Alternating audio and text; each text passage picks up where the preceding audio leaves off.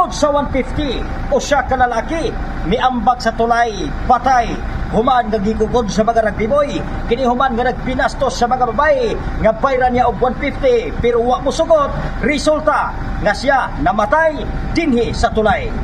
Patay nang napalgan kining usa ka 32 anyos nga usa ka construction worker kini human nga miambag sa Cagayan Bridge ning siyudad sa Cagayan de Oro kini human nga gipanglakag sa mga rugbyboy bitbit ang kutsilyo og mga bunal. Giila ang biktima nga si Alfie Salsat 32 anyos og nagpuyo kini sa Lanao del Sur. Mahinumdumaan nga gilakaga matud pa sa mga tambay og mga rugbyboy ang biktima tungod kay giignan niini ang mga babae nga hatagan niya og 150 pesos aron nga makighilawas o makig-ana-ana apan nasuko ang mga batan-on og gusto siyang patyon maong nigdagan-dagan kini og niambak sa tulay nga bahin og didto milagapak sa tubig sa suba munay hinungdan nga nalumos kining nasangpit nga biktima. Di daw una nang ikon 50 ko nga dito mo ba anak ko yan siya nga 150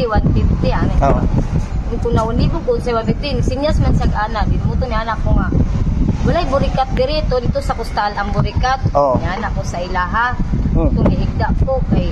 ikapoy ko sa panawag sa tete niya higda sa patay na nana sa sakua hubog kay siya hubogid sila walo sila kabog puro sila hubog muto manglakaw sila sa pre 150 daw pre ana siya larga pre 150 walo kabog walo sa ngati walo 150 okay ra ayan ni ka walay burikat dire naugmaan pa kini ay nakita mo na hinungdan nga karong panahon na gidala na sa Buryosos Funeral Homes ang patayng lawas sa naisgutan nga biktima. Gikan dinhi sa Cagayan de Oro City, ako si K5